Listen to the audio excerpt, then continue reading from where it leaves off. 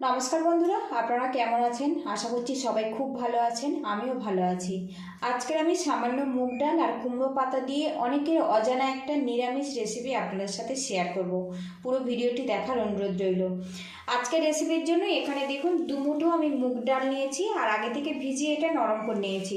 আর এখানে দেখুন 12টা মিষ্টি কুমড়োর পাতা নিয়েছি। আর বন্ধুরা, নির্দিষ্ট কোনো মাপ নয়, এগুলো আপনারা কম বেশি করে নিতে পারেন। এখানে দেখুন বন্ধুরা, মিক্সিং জার নিয়েছি। জারের মধ্যে মুগ ডালটা আমি ঢেলে দেব। এবার এই ডালের মধ্যে 2 চামচ বেসন দিয়ে দেব, এতে বাইন্ডিংটা ভালো আসবে। দিয়ে দেব 3টে কাঁচা লঙ্কা, ঝালটা স্বাদ মতো দিতে হবে। দিয়ে দেব পরিমাণ মতো হলুদের গুঁড়ো, স্বাদ মতো লবণ দিয়ে দেব। এর মধ্যে হাফ বাটি পরিমাণে জল দিয়ে মিহি করে পেস্ট বানিয়ে নেব। হলুদ গুঁড়ো আর বেসন দিয়ে এখানে আমি পেস্ট বানাচ্ছি, এতে এক্সট্রা করে বেসনের কোনো রকম দলা থাকবে না আর খুব বেশি কিন্তু ফেটাতে সময় লাগবে না। এবারে এটা মিহি করে পেস্ট বানিয়ে নেব। এখানে একটা বোল নিয়েছি, বোলের মধ্যে মিশ্রণটা ঢেলে নেব। আর এখন দেখুন বন্ধুরা, কত মসৃণভাবে মিশ্রণটা কিন্তু আমার রেডি হয়ে গেছে। এখানে দেখুন বন্ধুরা, কুমড়ো পাতাগুলো আরও একবার ভালো করে আমি ধুয়ে নিয়েছি। এবারে এখানে দেখুন এর যে ডাঁটাগুলো আছে এগুলো আমি কেটে বাদ দিয়ে দেব। এখানে ডাঁটাগুলো বাদ দিতে হবে যাতে ভাঁজটা সমানভাবে রেডি হয়। দেখুন এইভাবে একদম কেটে নিয়েছি। এইভাবে আরও একটা কেটে আপনাদেরকে আমি দেখাচ্ছি। তো দেখুন এইরকমভাবে ধরবো, ধরে এইরকম যে মোটা অংশটা আছে এইভাবে আমি কেটে বাদ দিয়ে দেব। তো দেখুন কেটে নিয়েছে। এদিকে দেখুন বন্ধুরা, ব্যাটারটা কিন্তু খুব বেশি পাতলা নয় আবার খুব বেশি ঘন নয়, এইভাবে রেডি করে নিতে হবে। এবার এই ব্যাটারের মধ্যে আমি একটা কুমড়ো পাতা এইভাবে ডুবিয়ে নেব। আপনারা চাইলে কিন্তু চামচ দিয়েও কিন্তু এই ব্যাটারটা কুমড়ো পাতার গায়ে বেশ করে লাগিয়ে নিতে পারেন। আমি এইভাবে একটু লাগিয়ে নেব, এতে পাতার সমস্ত জায়গায় ব্যাটারটা কিন্তু লেগে যাবে আর যখন রেসিপিটা রান্না হয়ে যাবে খেতে কিন্তু খুব ভালো লাগবে। তো দেখুন পাতাটা কিন্তু ব্যাটারের মধ্যে ভালো করে ডুবিয়ে নিয়েছি, নিয়ে এক্সট্রা যে অংশটা পড়ে যাচ্ছে সেটা কিন্তু আমি ঝেড়ে বাদ দিচ্ছি। এখানে দেখুন কিচেন স্ল্যাবটা পরিষ্কার করে নিয়েছি। এবার এই ব্যাটারটা আমি এখানে দিয়েছি, দেখুন পাতাটার মধ্যে নিয়েছি। আরও একটা পাতা ব্যাটারের মধ্যে দিয়ে আমি কোট করে নেব। আর পাতাটা দেখুন বন্ধুরা এইভাবে রেখেছি। এবার যে পরের পাতাটা রেখেছি একটু দূরে রেখেছি। দেখুন খুব বেশি সমান সমান করে রাখলে কিন্তু অনেক বেশি মোটা হয়ে যাবে, খেতে ভালো লাগবে না। আবারও আমি কোট করে নেব। আবারও এই পাতাটা আবারও একটু দূরে বসিয়েছি। দেখুন বন্ধুরা, আপনারা চাইলে এরকম 3টে পাতার ফোল্ডও করতে পারেন, আবার 4টে পাতা দিয়েও ফোল্ড করতে পারেন। আমি এখানে 3টে পাতা দিয়ে ফোল্ড করছি, কারণ খুব বেশি মোটা হলে আমার ভালো লাগে না খেতে। এবারে দেখুন দু সাইডে এইভাবে মুড়ে দেব, আবারও দুটো সাইডটা এইভাবে মুড়ে দেব, দিয়ে এইভাবে আমি রোল করে নেব। এইভাবে দেখুন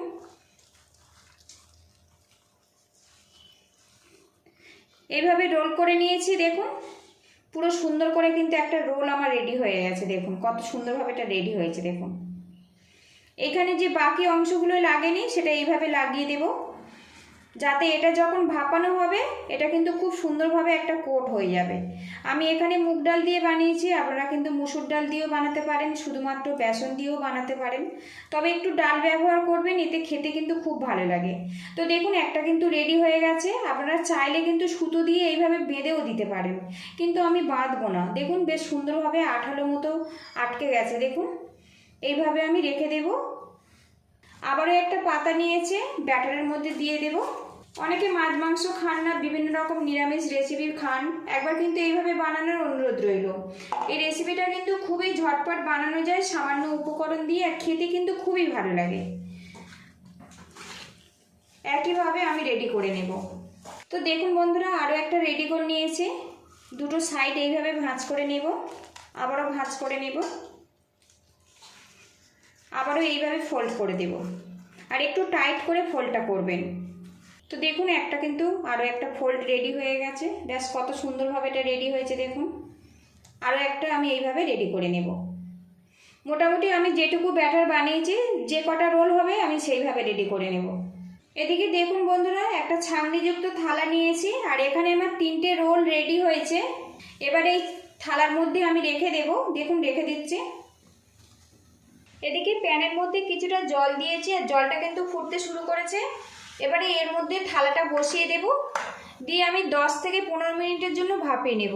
আর বন্ধুরা, থালার মধ্যে আমি অল্প তেল লাগিয়ে নিয়েছিলাম, এখানে একটা স্টিলের বোল নিয়েছি, এই বোলের মধ্যে 1 চামচ পরিমাণে আদা বাটা দিয়ে দেব, 1/2 চামচ পরিমাণে জিরের গুঁড়ো, 1/2 চামচ পরিমাণে ধনের গুঁড়ো, স্বাদ মতো লঙ্কার গুঁড়ো, পরিমাণ মতো হলুদের গুঁড়ো। এখানে আমি গুঁড়ো মশলা ব্যবহার করছি, সামান্য জল দিয়ে একটু ভিজিয়ে রাখবো, এতে বাটা মশলার মতো স্বাদ চলে আসবে। এটা ভালো করে মিক্স করে নেব, নিয়ে একটু সাইড করে দেব। ঢাকনাটা খুলে নেব। এদিকে দেখুন বন্ধুরা, কুমড়ো পাতার রোলটা কিন্তু কালারটা পুরোপুরি চেঞ্জ হয়ে গেছে, হাতে কোনো রকম ব্যাটার লেগে যাচ্ছে না। আমি একটু চেক করে দেখব পাতাগুলো সিদ্ধ হয়েছে কিনা। তো দেখুন খুব সহজে কিন্তু গেঁথে যাচ্ছে, তার মানে পাতাগুলো কিন্তু বেশ ভেপে সিদ্ধ হয়ে গেছে। গ্যাস রেটটা আমি আগে থেকে বন্ধ করে দিয়েছি।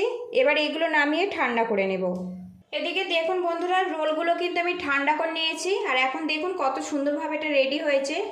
খুব টাইটভাবে কিন্তু রেডি হয়েছে, দেখুন খুব সুন্দর পরিপাটিভাবে রেডি হয়েছে দেখুন। এবারে এগুলো আমি শেপ দিয়ে কেটে নেব, ছোট বড় যেমন ইচ্ছে শেপ দিয়ে আপনারা কাটতে পারেন। আমি এই বড় রোলটা আমি 3টে ভাগে ভাগ করে নেব।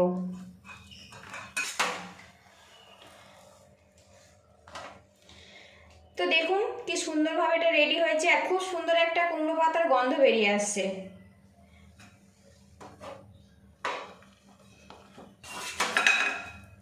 তো দেখুন আরও একটা রেডি করে নিয়েছি, আমি এইভাবে কেটে নেব। তো বন্ধুরা দেখুন প্রতিটা লেয়ারের মধ্যে কিন্তু মুগ ডালের ভাঁজ আছে, আর খুব সহজেই কিন্তু মশলাগুলো এর মধ্যে চলে যাবে, খেতে কিন্তু খুবই ভালো লাগে। দেখুন কত সুন্দরভাবে ফাঁক ফাঁকভাবে লেয়ারভাবে তৈরি হয়েছে দেখুন। এদিকে দেখুন সবগুলো আমি কেটে নিয়েছি, আর কি অপূর্ব দেখতে হয়েছে দেখুন বন্ধুরা। আবারও কড়াটা গরম করে নিয়েছি, এর মধ্যে দিয়ে দেবো সরিষার তেল।